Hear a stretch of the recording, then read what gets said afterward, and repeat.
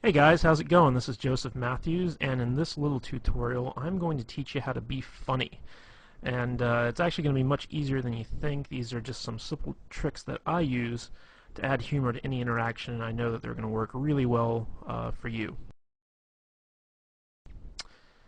Alright, so the first thing I want to talk about is how serious humor really is. If you can't be funny when you're talking to someone, you really can't be all that interesting. Fact of the matter is, the funnier you are, the more fun you're going to be, and the more people want to hang out with you. So, you need to be as funny as you possibly can in order to attract the most attention. But the thing is that you don't have to be funny all the time. You just need to be funny when it's appropriate. And some well-placed laughter will bond a lot of good feelings to you from, the people that you want to basically impress. So the first thing I want to talk about is how humor is really a sign of intelligence. You see, only smart people really know how to be funny on purpose, okay? And when you make people laugh, they subconsciously associate your ability to be humorous with a high intelligence. And this puts you in a position of authority. And this is really important because, if people hold you in high regard, that gives you a higher social status. And we all know women are attracted to people with a high social status. It's in their nature. So the funnier you are, the higher you can raise your social standing in pretty much any situation you find yourself in. And here's another key that I really want to hammer home, and that's the idea that you don't have to be funny to be humorous. Don't worry about trying to be funny, okay? It really doesn't matter. A lot of what you say to be funny will not work, and the reason for that is that everyone has a different sense of humor, okay? Just being goofy and lighthearted will generate the same type of emotions that funny people do, even if you don't make people laugh, okay? The idea here is that you want to project the intent of being funny. So that kind of takes the pressure off in the sense that, you don't have to actually perform. You don't actually have to make people laugh. You don't actually have to tell them good jokes. You just have to have the intention to make people laugh and make people have a good time, and they'll pick up on that and appreciate that. Another big thing is I don't want you to be afraid to mess up, okay? Being funny is an art form. You won't always succeed, but that doesn't mean that you shouldn't try, okay? Now, in our efforts to be funny, stuff happens, Sometimes you might insult somebody, sometimes you might take something too far so that it stops being funny, sometimes you might say something inappropriate in the setting that you're in. This is going to happen if you want to try and be a humorous guy, because being funny is about taking chances. It's about doing stuff that's unexpected. And sometimes it can backfire on you. But if this happens, don't worry about it. Just apologize and move on, If you say something that's inappropriate or insulting, just say, like, look, in all seriousness, I'm really sorry. I was just trying to be funny. Can you forgive me? All right, that's all you need to do if you take things too far. So don't worry about messing up, because everyone knows what it's like to try to be funny and bomb. It's happened to everyone at some point in time. So if you just acknowledge it and you ask for their forgiveness, they will usually grant it to you. Okay, and another thing I want to point out is the fact that humor is not hard to do. See, a lot of people think it is, but it isn't. The truth of the matter is that anybody can do it. If you think you aren't funny or entertaining, don't sweat it. You can be, and you will be. Okay, believe that it's possible for you to be a funny guy even if you aren't. This will help you a great deal. I know a lot of guys out there are saying, like, oh my gosh, I'm so boring, I have no personality, I can't be funny. Okay, get rid of that belief right now, okay? It's possible for you to overcome that, even if you're like the most boring guy on earth who speaks with like a monotone Ben Stein type voice. Bueller, the guy I'm talking about. Okay, even if you're that guy, you can still be humorous, okay? You just have to go with it. You can't be, clinging to that belief that, you're just not a funny guy. You can be and you will be, and I'm going to show you how. Okay, so let's talk about the elements of humor, and these are just quick and easy things that I personally use to be funny when I'm around women, and I'm pretty sure you can use them too. Okay, the first one I want to hammer on is this concept I call immaturity, okay? Basically, immaturity is that, everything that was funny in the first grade is still funny when you're an adult. Okay, grown adults acting like children isn't funny, but grown adults talking like children is. So, if you're like throwing a temper tantrum or whatever because you didn't get your way, no one's going to find that funny. But if you start talking like a baby, but you still act like an adult, that is funny. So let's just go over a few examples here. If you were ever a kid and you're on the playground and someone took your toy and you got mad at them, you'd say, "You're a doo-doo head." Okay? And when you were a kid, saying stuff like "you're a doo-doo head" was funny. So let's take that now when you're like a grown man. Let's say a girl says or does something you don't like, and you just kind of look at her and squint your eyes and say, "You're a doo-doo head." That can be funny. All right. Another thing is, for instance, girls are icky. How many times growing up did you and your friends run around saying girls are icky? All right. Everyone's heard this stuff. Women who've been around kids have heard this stuff. So like let's say a woman comes to you and says like, "Hey, I've got a friend I really want to hook you up with." You can just tell her, "Ooh, girls are icky," or something like that. It really doesn't matter. You're just taking stuff that sounds immature and you're applying it to your grown-up adult persona. Another thing is you got cooties. Okay, that's a big kind of thing that immature kids run around talking about. So like let's say you're out on a date with a girl and she's having, you're having dinner and she says, "Oh my God, the mashed potatoes are so good, you gotta try some." And she holds out her fork for you to like try a little bit of potatoes, and you just say, "Ooh, no, you got cooties." Stuff like that. Like it might not get like a big belly laugh. Sometimes it can be if it's unexpected, but most of the time, it's something that's like kind of fun and immature and humorous. So again, we're creating these feelings that you're going to be a playful type guy when you act I shouldn't say when you act, when you talk immature. All right, the next concept I have, I couldn't think of a really good way to kind of encapsulate this with a word, so I call it going plaid. And this is really a lame Spaceballs reference. If you've ever seen the movie Spaceballs, they have light speed, they have hyperspeed, and then they have plaid.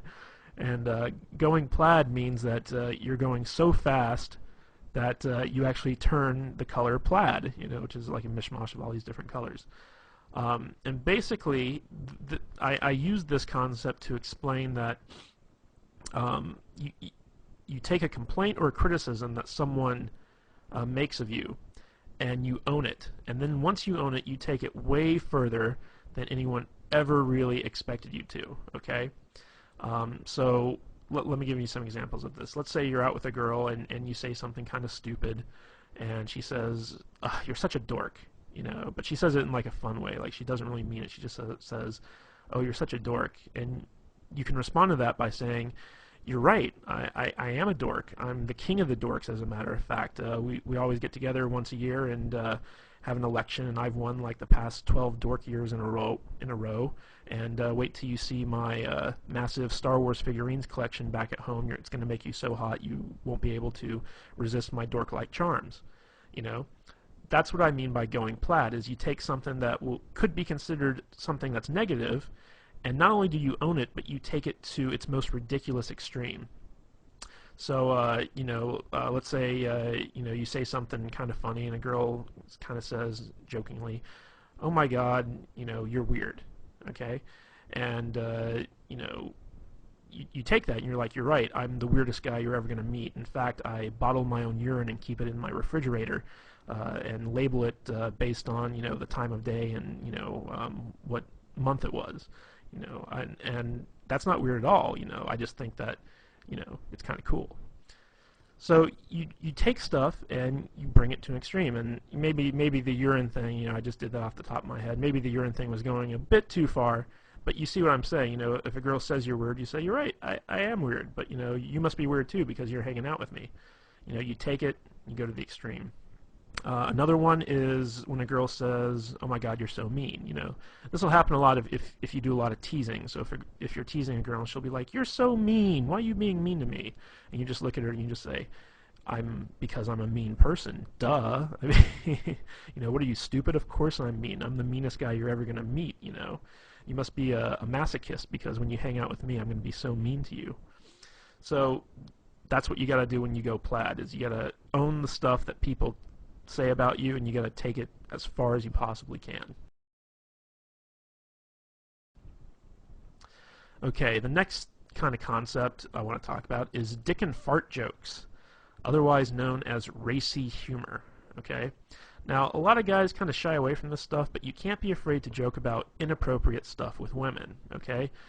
Sometimes guys are afraid that it might be too sexual and it might scare the girl off or whatever, but the fact of the matter is, girls love dirty jokes as much as guys. And, in the off chance that they don't, if it is inappropriate or it's not their type of humor, you know, once you find that out, shy away from it. Don't do it again. But, you should always not be afraid to kind of go out and give it a try.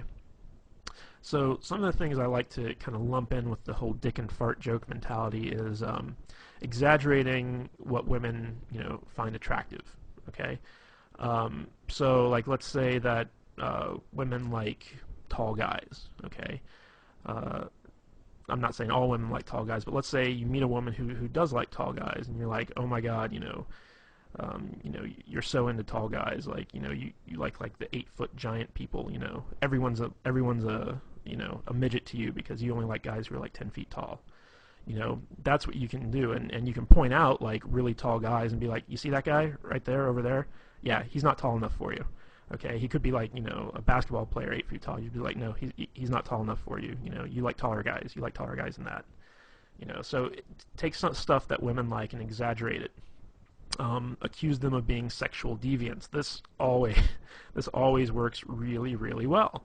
I don't know why, but when you look at a girl and you start accusing her of being into like some crazy stuff, one of two things will either happen. She'll either completely deny it, in which case you take it further, or she'll play along with it, in which case you take it further.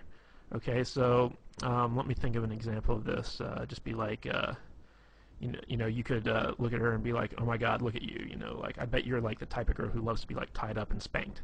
Like that totally seems like your personality. Like you're the spanking girl. You just love to spank people. Or you could also take it, be like, oh my God, like you're such a dominatrix in training. Like I bet you have like a bunch of whips and chains at home, and you can't wait to get me home and violate me in all sorts of different weird ways. Like you're scaring me. Like I really don't want to hang out with you right now. Okay, like that's the type of stuff that I mean when you talk about accusing them of being sexual deviants. Another thing is talk about how they want to rape you or take advantage of you. Now, this is a little bit of a role reversal thing because a big fear that women have when they're dating guys is that they're going to be raped or they're going to be taken advantage of in some way. But you can actually use this to your advantage by turning it around and saying stuff like for instance, if she brings you a drink, you can say like, you didn't slip a roofie in this, did you? Because the last thing I want to do is wake up in bed and find out that you completely took advantage of me. Or if she gives you a drink, you say like, are you trying to get me drunk? Because I'm not that type of guy. Stuff like that. You want to kind of accuse her of being the one trying to get you into bed, okay, or trying to take advantage of you in some way. And this is funny, but it also has like some underlying sexual tension aspects to it, which can be really fun. Another thing is to make fun of bodily noises. Like everyone thinks fart noises are funny, and you can just sit there and be like, with your mouth just go. And then accuse her of being farting. Just look at her and be like, ew, I can't believe you. Ew. It's funny because it's obvious you're the one doing it, but you're accusing her, so, it gets some laughs. And the last one is to accuse women of having outrageous fetishes. Okay, and this is stuff that where you take the most mundane thing and you turn it into a fetish. Okay, so for instance, like let's say that you're talking to a girl and she's complaining about having to go to the optometrist to get her eyes examined, and you can say something like, you don't fool me, I know your secret, you have an optometrist fetish, like you have optometrist porn at home that you secretly jerk off to, and you can't wait to go to the optometrist because like you're in love with the optometrist. You take mundane stuff and turn it into a fetish. Like, lots of girls love to shop for shoes. So you say, like, oh my God, you have such a shoe fetish. Like, if those shoes were like a man, you'd totally have sex with them. That's what I mean by turning stuff into outrageous fetishes. Okay, recall humor. Recall humor is basically taking what was funny once and continue to have it be funny again. And this is really where inside jokes come from. So basically, take something that you both thought was funny, that you both laughed at, and reference it again whenever you want it to be funny again. Let me give you some examples of this from my own life. There's a TV show on USA Network. It's called Psych, and it's about this guy who pretends to be a psychic and helps the police solve murders or whatever. And there's a lot of really funny lines in this show. And me and a girl, she used to come over to my place and watch the show with me because I got her into it.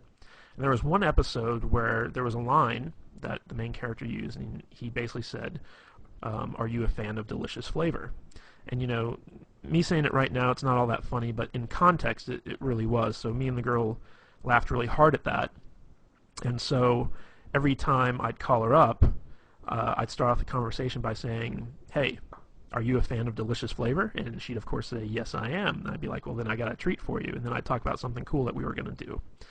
So that's a good example of recall humor, where you take an experience that the two of you shared, the two of you had a really good laugh at, and then you bring it up and you apply it to other stuff. Another example of this is if you've ever seen the movie Forgetting Sarah Marshall, which is kind of this romantic comedy. There's a part in there where this guy basically meets this other guy. He's British, and he says, "You sound like you're from London." He kind of does this impersonation of like a British accent and says, "You sound like you're from London." And I went to go see this movie with a girl, and it was out in the theaters. And this girl couldn't stop laughing when the character said that. She just thought it was the funniest thing in the world. So every time I'd get together with her thereafter, one of the first things out of my mouth is I'd look at her and I'd say, "You sound like you're from London." And she'd just start laughing and she'd smile and stuff like that. And it was fun. It was recall humor. But it doesn't always have to be like, lines from TV shows or movies or something like that. It could be something that someone said. And it doesn't even have to be all that funny. Like, for instance, I used to date this girl, and she would have to work in the morning, so she couldn't, stay out too late or whatever. So basically, by 10 o'clock or what have you, she'd have to be at home and in bed. And she used to say, that, if she doesn't get home in time, she's going to turn into a pumpkin. So I would use that. And whenever we were out, I'd look at the time and say, uh-oh, you're only a couple minutes away from turning into a pumpkin or something along those lines. And it was, it's this kind of fun thing where you have this inside joke that no one else really gets except the two of you, because you're the only ones that really experience that. So if you've ever had that experience with a girl, be sure to call it back up and use it when you need to. Okay, the next thing I want to talk about is ambivalence, and this is actually one of my favorite ways to be funny, basically.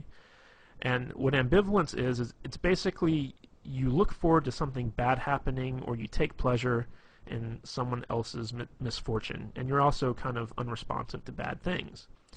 And the reason that this works is because these types of reactions are really shocking and surprising, and because they're so unexpected, they are therefore funny. I'm going to use an example of this. If you've ever seen the movie Private Parts by Howard Stern, there's a whole scene in there where he talks about being in Vietnam and thinking it's unfair that that they miscounted the number of confirmed kills he got, because what he did was he went and he found a school full of Vietnamese children, threw a grenade in there and killed like 80 of them. And when his sergeant, came to count the bodies, he said, "Private Stern, these are kids. That counts as one kill." So, this kind of horrible story about, going to a school and killing like 80 children, and being upset that it only counts as like one kill, That's an example of ambivalence. You know, you're taking this horrible, horrible act in wartime, no less, and bragging about it and being upset that you didn't get credit for killing all those children. So that's kind of an example of ambivalence where you take something bad and you actually kind of take some type of delight in it. So a little bit of a better example of this, like let's say you're talking to a girl and she's complaining about how she works really hard but she never has any money. She's like, oh, I'm so poor. You can take a lot of glee in that. You can be like, yep, looks like you're gonna have to start, stripping or walking the streets or something like that. You're gonna need to make some extra money.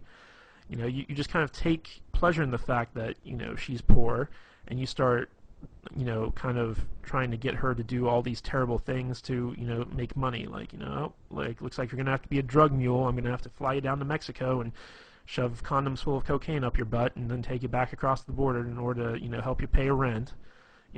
I mean that's a good example of ambivalence.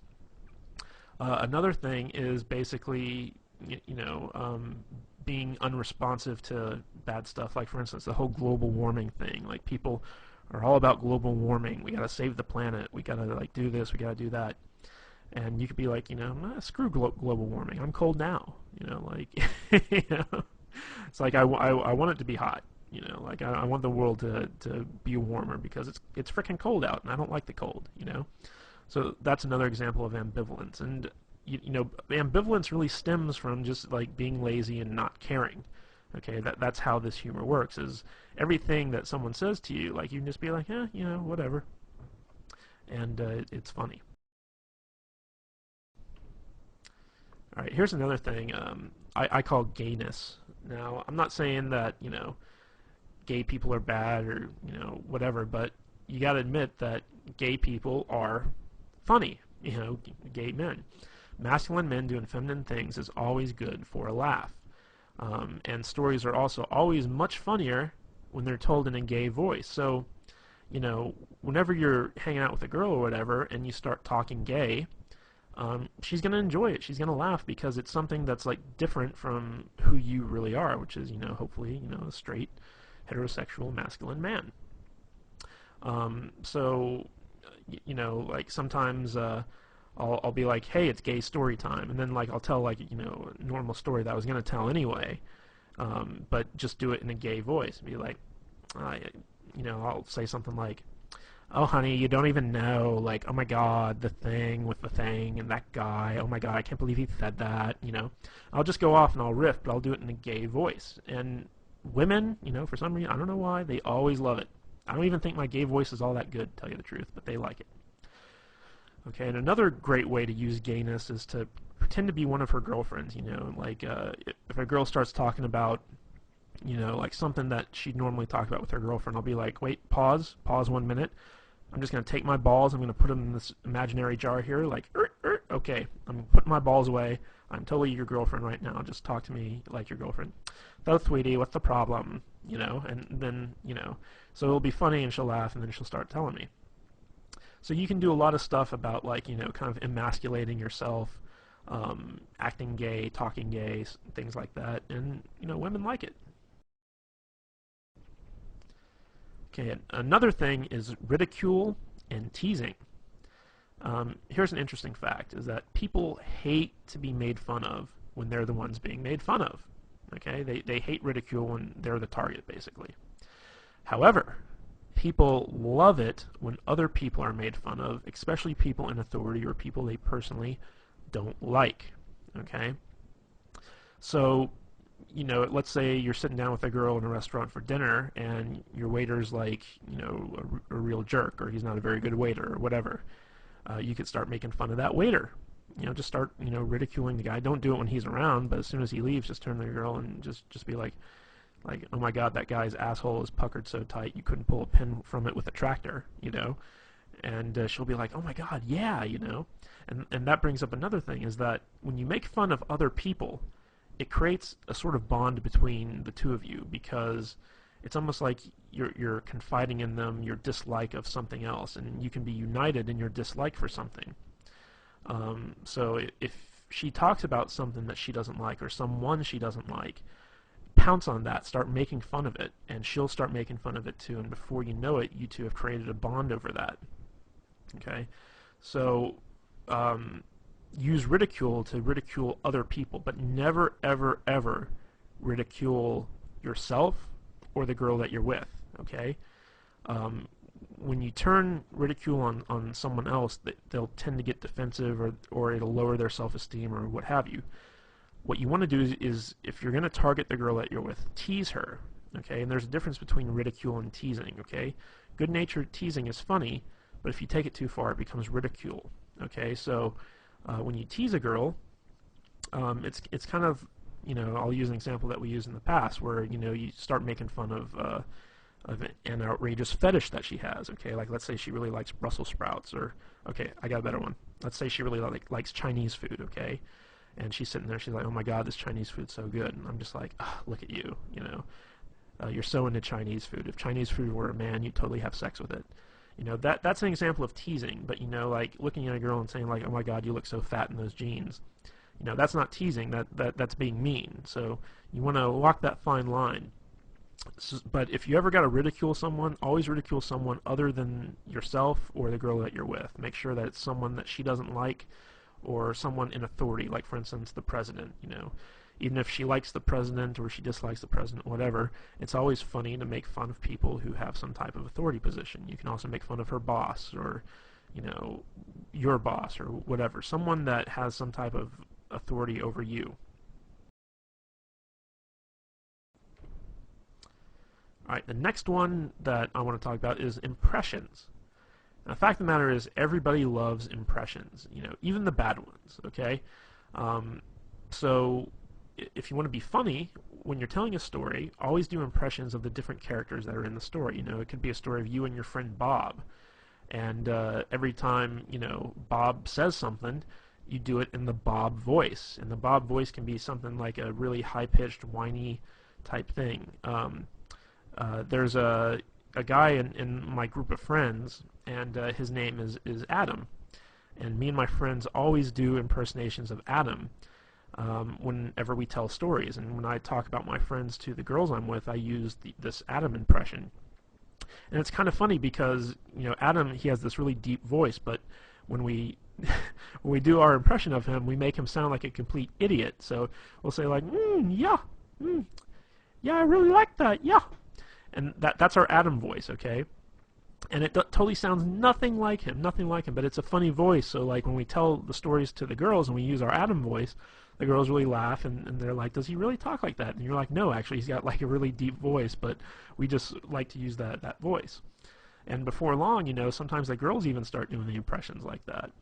So you don't even have to worry if you can't do good impressions. Like, do bad impressions and then brag about how bad they are.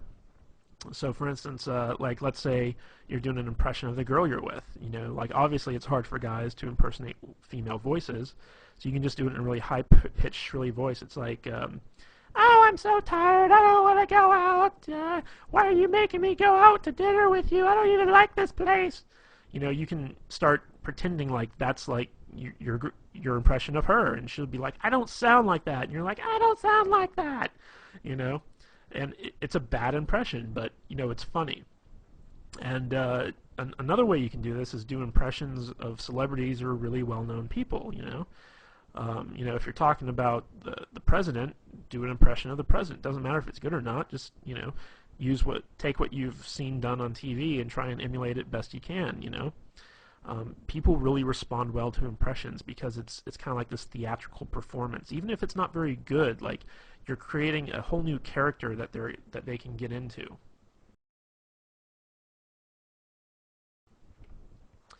All right, the next thing I want to talk about when it comes time to be funny is talking with stereotypes. Now, all stereotypes are funny because there's always some measure of truth to them. Even if they're completely offensive and out of left field, they're still funny. So, for instance, if you're like an uptight white guy like myself, throw in some ghetto speak. When I meet up with a girl, like if I call her up on the phone, one of the first things out of my mouth is sometimes, hey, what's the dealio? you know. I don't really talk like that. I don't say like, what's the dealio, you know, like it doesn't sound right coming out of my mouth.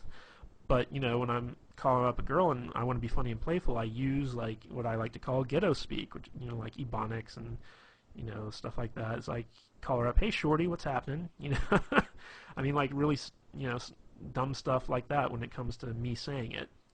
Now, on the flip side of that, if you're a ghetto black guy, talk like an uptight white guy, you know.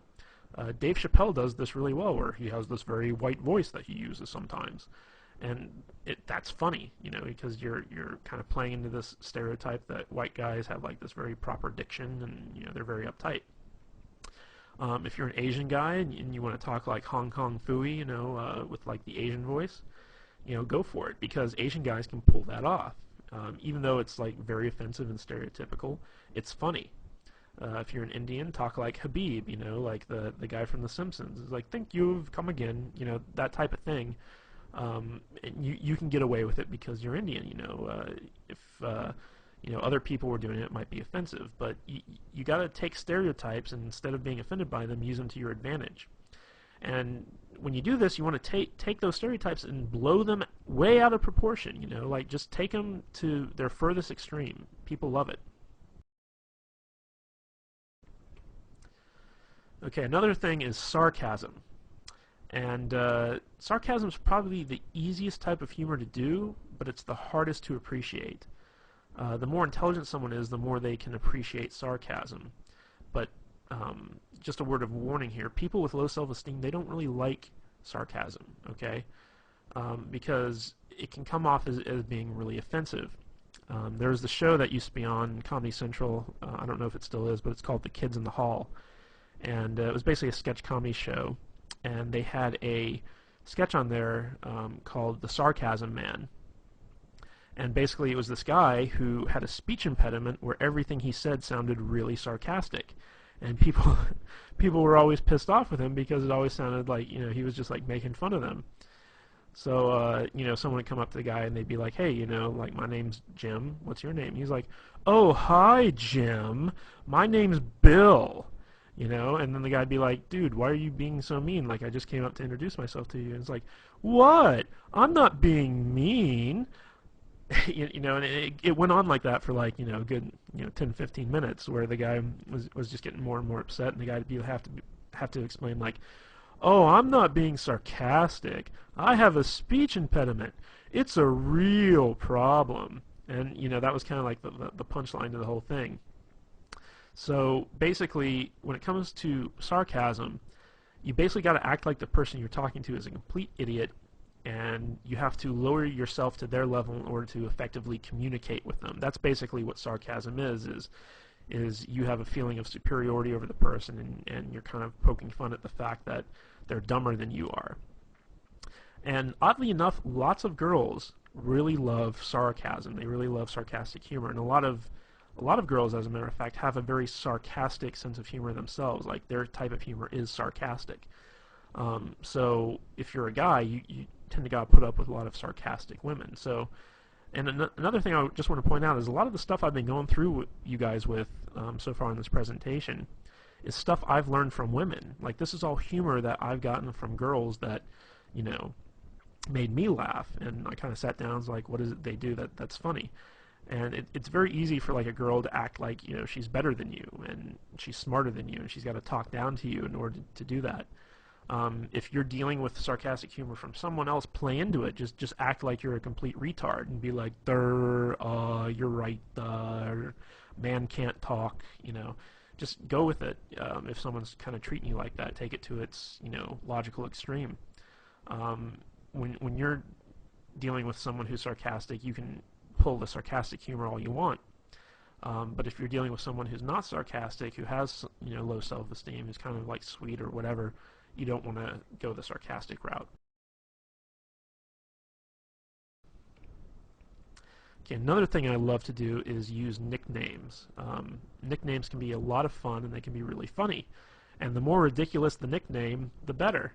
One of the cool things about nicknames is that it really does create a bond between two people, because when you name something, you imply a certain sense of ownership, and it also becomes a type of inside joke between the two of you. A good example of this is one time I started dating this girl. Her name was Katie, and her email address was something like Goofy Kate, 123 or something like that. And when I got emails from her, it was always, from this Goofy Kate email address, so I just started calling her Goofy Kate, and eventually that got shortened to Goofy. And every time I'd see her, I'd be like, "Hey, what's up, Goofy?" You know, and she'd laugh and whatever. But um, to me and her, it was she was Goofy. That was her name. There was another girl I met where I used to call her Fuzzy Bunny. I don't even remember why. I just called her like Fuzzy Bunny for no real good reason, but that name kind of stuck. She was my little Fuzzy Bunny. And as long as like you're not calling women like really offensive names, like bitch, slut, hoe, even though I have had girls who I nicknamed that never to their face, but whatever. You kind of have this kind of endearing inside joke. Um, and whenever you're in a relationship with someone, eventually nicknames like kind of pop up. So it's always good to kind of like be the first one to go out there and do that and start referring to them in that sense. All right, bad jokes. Good jokes are hard. Bad jokes are easy. That's just the long and short of it right there. So if you're gonna tell jokes, don't even try to tell good jokes. Just use bad jokes because they're easy. You can go online and find like a billion bad jokes. Um, Word of wisdom, though, the shorter the jokes are, the better. Okay, and remember our little talk on immaturity a little bit earlier. First grade humor is always funny, and so if use bad jokes that would make like a kindergartner laugh. Now it might not get you an actual laugh from the girl, but it doesn't matter because it's a playful thing. It's fun, and you can also turn it into a game. So, for instance, you could just look at her like if there's a lull in the conversation or whatever, you could just say, "Hey, why'd the monkey fall out of the tree?" And she'd be like, "I don't know." And you're like, "'Cause it's dead, duh." I mean that's a bad joke, but it's just something funny. And then you can be like, "Okay, your turn. It's your turn to tell me a joke." And then she tells you a joke, and it can be a good joke or a bad joke or whatever. And then like the idea is like in the game, who can tell the worst joke. And another thing I like to lump into the bad joke category are bad pickup lines, because once you get to know a girl, like once you're past the point of meeting her and you're actually dating and stuff like that, bad pickup lines actually work. Surprisingly enough, they do. Like you could meet up with a girl to go see a movie, for instance. Let's say you two of you get together, and you're like, "Damn, girl, did you wash your pants in Windex? Because I can see myself in them." I mean, like that's a really bad pickup line. It would never work. But if you already know the girl and you use that, um, she's gonna think it's funny. She's gonna let it go. Like I do this all the time. I take every bad pickup line I can possibly think of, and I use it whenever I meet up with a girl I know, and it's really fun. It's really funny. All right. Another favorite tactic of mine is to steal stuff that's already funny. It's hard to think of funny stuff on your own, but there's tons of stuff out there that's already humorous and will guaranteed to make people laugh. So think of great jokes that you've heard from comedians and well-known celebrities, and use them. Talk about them for your own gain. Tell the joke in a story as if you're impersonating the comedian. I don't know if you've ever seen people like Chris Rock in stand-up, but these guys are really, really funny. And you can even say to a girl, it's like, "Hey, you ever watch Chris Rock?" And she's like, "Oh, I love Chris Rock." Then you can say like, "Oh my God, I saw his stand-up one time, and he has this story about like the only goal of a guy who has a daughter is to keep her off the stripper pole." And then you can actually go into the exact same routine that Chris Rock uses in his stand-up and just like repeat it word for word, and it's still funny. Like women get it. Like then there's this whole other Chris Rock thing about having the dick in the jar. Like how every woman has like a guy friend who, in case she breaks up with her current boyfriend, she goes to him and just uses him for the rebound, and he calls that the dick in the jar. Break in case of emergency. So I love Chris Rock stuff, so I have a lot of his stuff kind of memorized so that if there's a lull in the conversation, or I want to make the girl laugh or talk about something funny or take the conversation in a new direction, I can just pull out, something I love from Chris Rock, Dave Chappelle, Robin Williams, whoever, and just start, reciting it word for word, and maybe even do an impression of them while I'm doing it. So steal stuff that's already funny. It works really good. Okay, now let's talk about self-depreciation. Okay, this is the type of humor where you're basically making fun of yourself. And of course, people love ridicule as long as it's not directed at them. Now, self-depreciation humor actually does a lot of good things on your behalf, because if you're able to be self-depreciating, it shows that you're cool, because you can poke fun at yourself and not get upset. And women really like it when a guy has the ability to kind of make fun of himself, because it shows that he's not pompous, that he doesn't have hubris, and that he's confident enough to kind of take a licking and not kind of get angry or upset. Because whenever someone gets made fun of and they get upset about it, it shows that there's some type of problem with their self-esteem. So people with low self-esteem can't tolerate being made fun of. So if you can tolerate being made fun of, and in fact you make fun of yourself, that shows that you have some measure of confidence and that you're a cool guy. Now, on the flip side of this, it's also a great defense mechanism. So, like, let's say someone criticizes you, or whatever. Let's say you're out on a date and you have a run-in with some dude, and he starts making fun of you or criticizing you in some respect. What you can do is you can agree with whoever it is that's criticizing you, and then take it to a ridiculous extreme. This is really important, because this is where the humor comes in, but it's also a good way to deflect whatever criticism someone is heaping on you. So let's say you run into some guy and he wants your chick or whatever, and he's like, dude, you're a freaking loser. Like, what's she doing with a loser like you? And you're like, oh my God, yeah, you're so right. Like, in a few months' time, I'm gonna be like shitting in a pickle jar. I just know it, but I can never really be as cool as you, man. Like, you're such a cool guy. Can you teach me how to not be a loser, please? Like, in fact, take my girl, please. Like, she needs to be with a winner like you. So basically what you're doing is you're agreeing with the guy and you're taking it as far as it can possibly go, but in a way you're deflecting that criticism and you're making him seem like a tool, all through the use of self-depreciation. Now, this can also be used to kind of diffuse a mistake or something that you did wrong. So, like, let's say that you made a mistake or you did something stupid. You can use self-depreciation to make light of it and then diffuse the awkwardness. So let's say let me give you an example. One time I was out on a date and I accidentally farted, and it was very, very embarrassing. And it was one of those farts where, like, you heard it. It happened. It was there, and it was obvious that I did it. And I just looked at her and I just said, "Oh my God, I totally just farted. I'm so sorry. I've been eating a lot of red meat too, so it's going to be a really nasty one. So hold your nose. Go on, plug it up. Hold your nose. If you smell this, you'll break up with me. I just know it. It's the type of fart that could end a marriage." I basically I pointed out the fart, and I just let it go and wouldn't let go of it. I took it to the extreme. I was just like, oh, it's going to be so nasty. Like, I've been eating all the wrong foods. It's going to be disgusting. You're going to break up with me because it smells so bad. It's just terrible. And so, like, I turned what was really kind of an awkward situation to something where she just couldn't stop laughing, And again, that was that kind of led into some recall humor later on, where it was like the fart that would end a marriage. And she'd say stuff like, well, you farted in front of me and I still didn't break up with you. And I'd be like, oh yeah, what's wrong with you?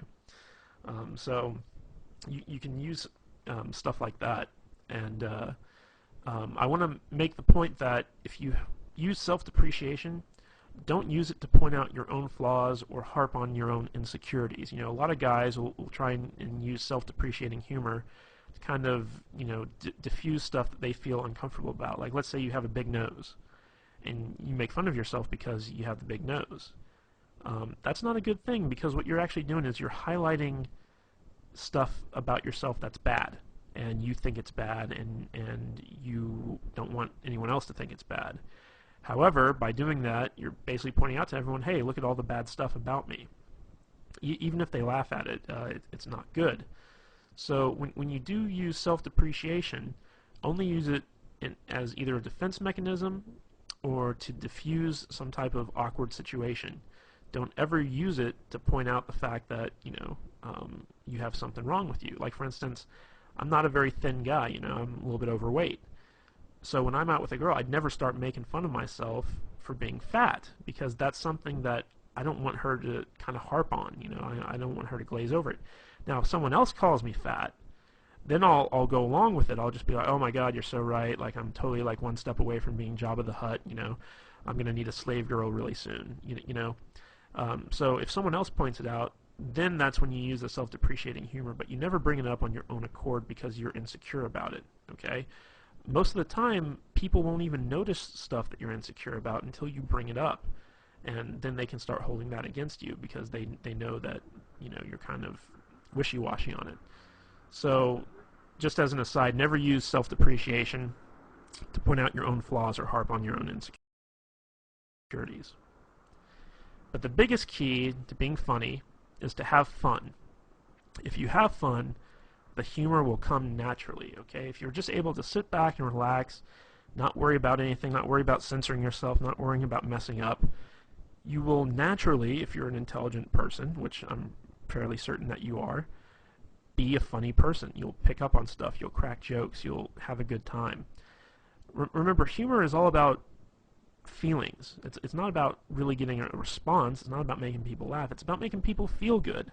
The better you can make people feel, the more they'll like you, and the more personality you'll display. Even if you're not a funny guy, just be super, super positive. People like positivity. And if you can mix that positivity in with some fun every once in a while, people will like you even more. So out of everything I told you about, if you can't even remember one of those little concepts about how to be funny, just have fun. The more fun you have, the more naturally funny you'll be, and the easier it'll be to make people laugh and have a good time with you. Alright guys, that's all I have for the video. I hope you really enjoyed this thing. Like I said, I got most of this material, most of these concepts from girls who use them on me. So this is stuff that I know for a fact girls respond to. I use all this stuff in every one of my interactions, and I always get a good response from it. So if you need to, watch this video as many times as you want, learn the concepts, and actually go out and start using them, and you'll be absolutely amazed to see the type of responses girls give you. Alright guys, this is Joseph Matthews, and I'll catch you later.